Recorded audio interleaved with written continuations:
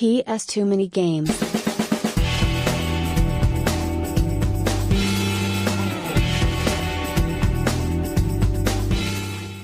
Welcome back to another episode of PS Too Many Games. This will be quite a unique episode because I'm going to do some serious travelling. I'm going to be travelling about 2 hours from where I live and going to Peterborough and Huntingdon. Why am I travelling so far? Simply put, I've never been to Peterborough or Huntingdon. They both got CEXs and other charity shops and other shops that I'll go looking at. Also, a friend would like to go to Peterborough and Huntingdon CEX specifically. You might already guess who that might be. He's got a goal of going to every CEX in the world. That's ambition. Anyway, you probably see him in the video later on today.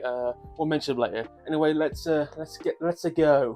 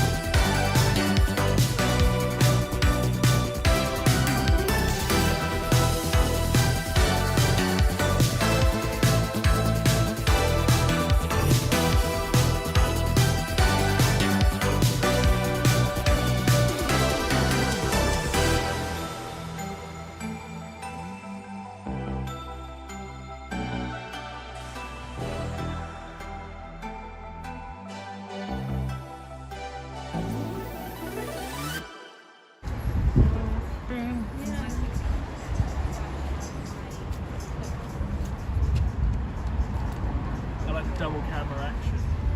I tell you what, I'm actually quite tempted to get one of the Series S's. I've got other games in there.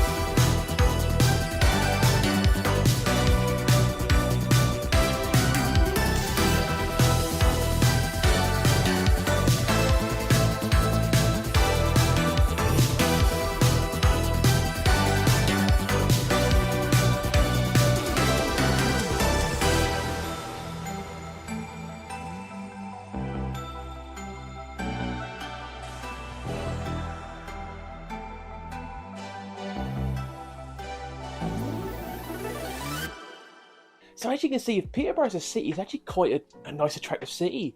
Their cathedral is pretty fantastic, and their city centre is actually clean. But Rising in Norwich is like weirdly clean, and the architecture is fantastic. I was expecting it to be a bit run down, but quite the opposite. It was quite nice. Apart from one store, we'll get to that later on. Anyway, you might notice in the footage, me and my friend, we went through quite a lot of charity shops. Found one comic book store, and which was pretty good. I got some footage of that, where we went up to the second floor, and it was literally £1 comics, all like perfectly in mint condition kind of thing. I'm not much of a comic book person, but my friend got a couple of things, so more power to him. The amount of charity shops in Peterborough is quite decent. We went about 8 of them. I didn't get anything from these charity shops, like nothing of any like want, but as you can see, when you get to the CEX footage, Peterborough CEX from the outside looks quite nice. The inside, a bit of a different story. So as you can see, the PS2 games were on the second floor upstairs, or the what I call the abandoned floor, because that was the floor of stuff they didn't want to take, clearly. Because there was like 30 versions of Doom on the PC, like in a stacking against the window, which is weird. At least it was organised. At least they actually had an alphabetical order, unlike lower stuff who just didn't bother. Some things of note, there was a couple of American PS2 games on the shelf which they clearly didn't realise were American versions. One of them was the game I was wanting to get, which kind of annoyed me. Also, their prices were not updated. I mean, there are some games which clearly have not updated, like God of War 2 was £12, and I think it's like £18 now. If I actually needed that game, I would have bought it, but for 12 quid, but it wasn't worth it. But yeah, also got the strong sense from Peterborough staff that the majority, not all of them, majority of them just didn't want to be there. Yeah, honestly, because usually most CXs, they're quite nice people, they know their stuff, they're actually kind of happy to be there. Peterborough, they just don't want to be there. It was a job, take on the money. I can understand that for you, I've had jobs like that before. Anyway, let's get to the haul Also, it's a bit weird. They didn't have much like retro display stuff. Run me the lower stuff where it was like small room, but they had 2 floors, so weird. Also, they had a cool Sega Saturn in the corner, and I actually did at one point think I could use that, but I was like, no, I backed off. And what I could describe as maybe 20 Nintendo Switches. Beautifully organised in a row, but it's like, that was also a bit weird. But I did actually get a reasonably good haul from Peterborough CEX, 11 games in total, in no particular order. Some shovelware. There is one that's very shovelware-y, but okay, we'll get to that in a second. So let's go for the Peterborough games one by one first. We'll start off with the Polar Express. Very good film. I have watched it because it was animation. Obviously, Tom Hanks was voice acting it too. I'll try it because I'm hoping it's going to be a reasonably decent game. If anyone hasn't watched the Polar Express, give it a watch. Even if you're like an adult, it's one of those like children's films where you can watch it once. If you like it, you'll watch it again. But you know what I mean? It's one of those films you have to watch at least once. Game number 2. Here's some shovelware for you. Prem Manager 2006-2007. There was quite a lot of like football management games for the PS2. I never played Prem Manager. I'm sure it was a decent series because they had quite a few games like for like years and years. Will I play it again? Obviously not, because it's 16 or 17 years out of date. And never liked it in the first place. But I've got to look at the collection now, so that's a win. Come on! Football! Game number 3, Pro Rally 2002. 50 pence. You can't really knock it. This is not. I can't call rally game shovelware. Rally still is quite reasonably popular. Obviously, it kind of went off a cliff after Colin McRae had his horrific helicopter accident, but I'll still play it. Plus, the Sega like rally games in like the 1990s were pretty cool. This is Ubisoft, not Sega, but they were pretty cool. Actually, you just reminded me. If anyone played like 1990s like Sega games, I think like 42 different Sega games. At the end, if you lost like in arcade, for some reason when it was like game over, it was very like cheery. Hopefully, Dave can find it for like the edit, but it's like when it was like game over, it was like game over, yeah, like yeah, you lost. Game number 4, sports title, but I do need them. NHL 06. Ice hockey intrigues me as a sport. One of the few sports where they allow you to fight. Then you get punished, which is kind of cool. It's also a tough sport on obviously the ankles and the body. And it's one of the few sports where Canada can teach the Americans how to play. I love Canada.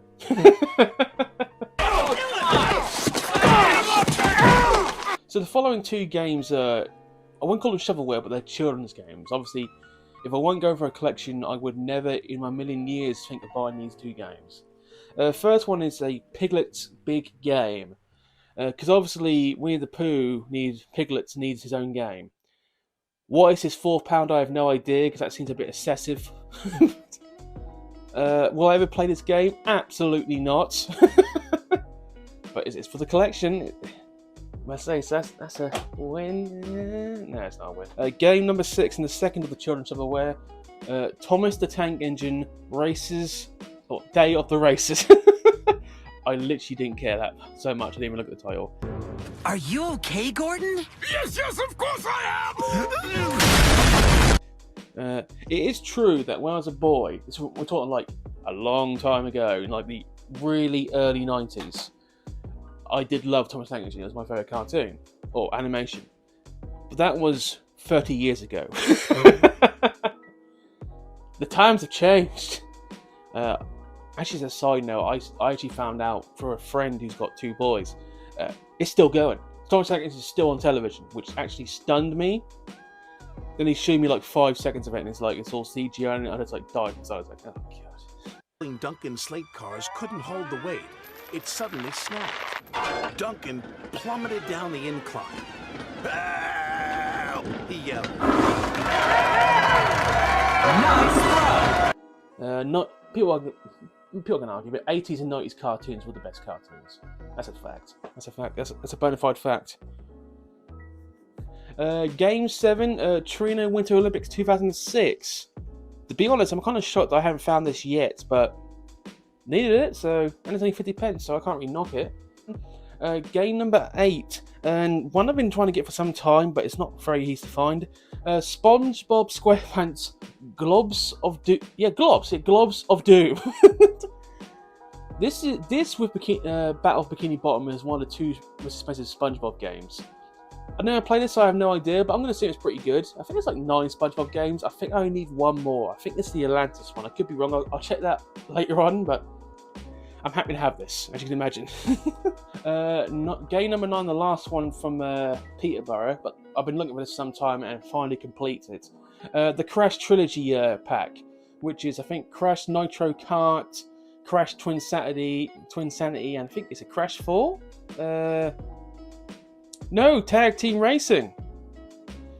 That makes it actually slightly less cool. But in all seriousness, £22. This is the last Crash game I needed. I mean, I've got all the singular games, so I can actually finish. I ain't got to look for Crash no more. People might obviously start to understand this. I have the folder I keep. I like to cross one off. I do miss the odd one. By that I mean it's like sometimes I will forget to cross one off, and like 6 months later, I was like, and then I get the game. It's like, oh, but it's always like the shovelware. And I mean, honestly, it's like. For instance, I think it's like episode 3. I bought, was it Roland? Like episode 3 from like Norwich. Oh, it had that, but I didn't cross it off my list. That's like that's a pound just wasted. So I was like, oh, well done, Adam, you idiot. So besides CX and Peterborough, the charity shops, there was 2 other places I tried. Cash converters. Strangely enough, the last 2 months, cash converters have been getting very good for finding stuff. You'll see what I mean in the hunting episode because did quite well there. Sadly, Peterborough did not. There are quite a few things, but nothing I wanted. But by far the biggest find of the day, and my friend mentioned this to me before we went there, and one of the main reasons we went there, there's a weird, like, installed market store in Peterborough of retro games. And we literally came across it, and you'll see the footage, obviously. It's got some awesome stuff, and we're talking like serious retro stuff, like all kind of consoles, but in the back it's like Mega CD stuff. Like that kind of thing, like real retro, real rare stuff. Slight problem was, he knew it was rare, and he was overcharging on most of the stuff. Most of it, but the 2 games I picked up from him, one of them he definitely overcharged me on, but I needed it, and the other one I was like, you know what, screw it, I think he overcharged me on both of them, but when you get to, like, when you start collecting stuff, you need to pay the extra £1 for certain games. For instance, like the first one was like, Conflicts Desert Storm 2 Platinum version. I mean, I paid £3 for this. It's probably more than it's pretty much worth. But it's the Platinum version, so that's a win. That's a win-win. Plus, the Desert Storm game's actually reasonably decent, so that's game number 10 for the Peterborough haul. The last one, not awesome one to finish on, but it's like I've never seen this game before, and I paid £6 for this, which is probably well more than it's worth. Le Mans 24 hours race. I like Le Mans as a concept. Watching it for 24 hours, I'd rather see nails on the chalkboard for that, but there you go. They even give me a manual. Oh, I've got the game. I'm not going to play this. So that's pretty much Peterborough. Peterborough is a city, fantastic. Amazing parking. They had pretty much everything in their city centre. Great range of shops. You probably see more of this on my friend's channel, Dan the Games Man, the person who went with me to Peterborough and Huntingdon. Oh, I went with him maybe. Which way you go? He got more unique stuff than I did, because obviously I'm more PS2 oriented. He just buys everything. So give his video a watch when it pops up. I don't know when that's going to be.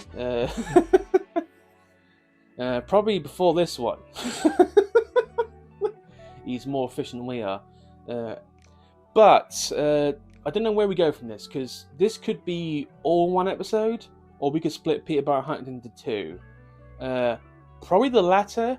If we do 2 episodes, they'll be back-to-back days, because I'd rather do it like together rather than separate them, because they happen the same day. Cause I don't want to get like to the point where it's like you release a video and you did it a month ago and you actually forgot what you did.